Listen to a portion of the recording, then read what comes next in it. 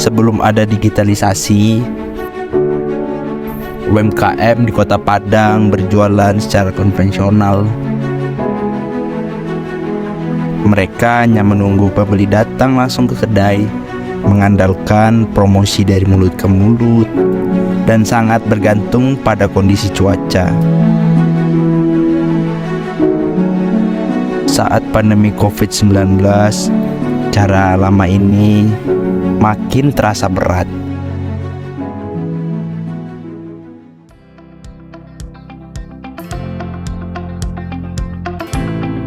Kini hadir solusi baru, Go Digital.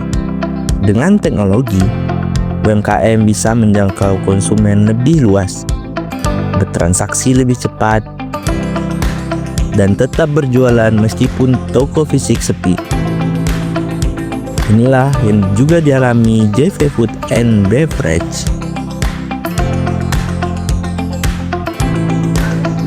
Ya, sebelum adanya toko digital tuh seperti Gojek, GoFood segala macamnya, Shopee, supaya orderannya rame gitu kan, abang melakukan promo dari teman ke teman gitu, atau disosialisasikan ketika tahun akhir-akhir 2019. Abang kan buka dari 2017 sampai sekarang 2025 masih buka. Jadi 2019 sudah jadi sosialisasikan. Jadi ada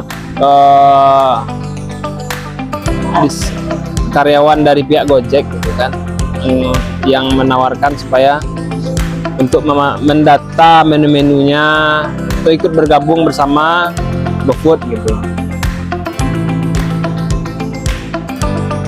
Chen yang bekerja sama kita, GoFood, Shopee, Grab, dan Maxim Food ada juga, gitu kan. Dan kalau media-media sosialnya, Instagram, WA, gitu kan, itu kita libatkan juga untuk mempromosikan kedai.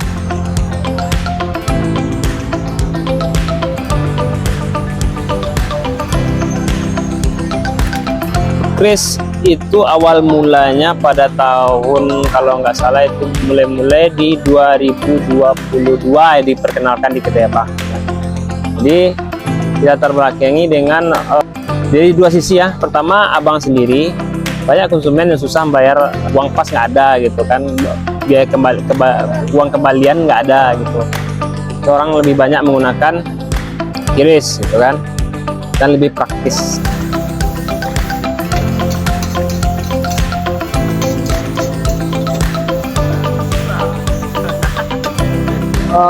Go Digital itu yang mempengaruhi pertama ya saya sendiri, abang pribadi gitu kan, kesadaran sendiri, karena tidak situasi lama yang harus memaksakan kita untuk go digital gitu. Karena kita berharap orang belanja di kedai itu tuh rame misalkan, tapi tidak sesuai dengan kenyataan. Makanya orang nggak ada yang ke kedai, orang lebih mau di rumah belanja di rumah gitu. Itu yang melatar belakangi itu, karena adanya era digital gitu kan, market online gitu. Nah, kita ikut pula, jadi jangan sampai ketinggalan zaman gitu. Jadi tetap update terus.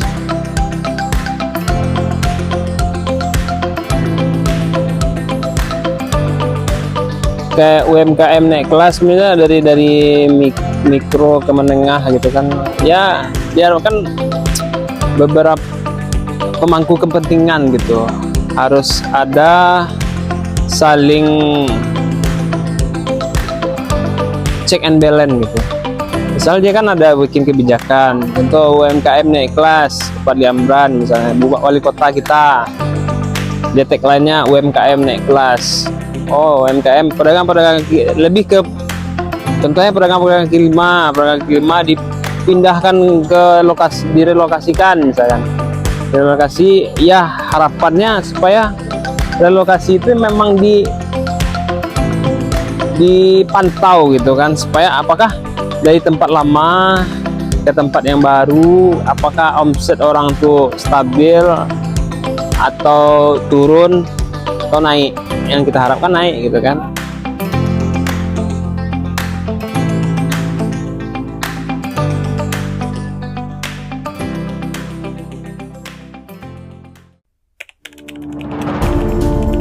Jadi pesan-pesannya untuk beberapa pemangku kepentingan, harap ada cross checknya gitu.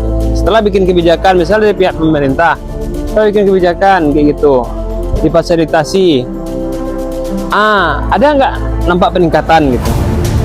Jangan sudah bikin aturan-aturan dan lepas saja, itu nggak bisa. Jadi ada cross check yang terus berulang gitu. Dan dari pihak pedagang sendiri harus seperti itu juga, harus berpikir maju gitu. Majunya seperti apa? Dari omset 1 juta, gimana cara omset 2 juta, menaikkan omset, gimana memperluas cakupannya, tuh harus berpikir seperti itu. Dan gimana itu sistem pemodalan, pembukuan segala macamnya. Jadi jelas. Jadi UMKM naik kelas itu ada indikator-indikator yang akan dicapai gitu, supaya dia naik kelas. Dari kisah JV Food and Beverage, kita belajar bahwa go digital bukan sekadar pilihan, melainkan kebutuhan. Sebuah langkah nyata agar UMKM bisa bertahan, berkembang, dan membawa ekonomi Kota Padang semakin maju.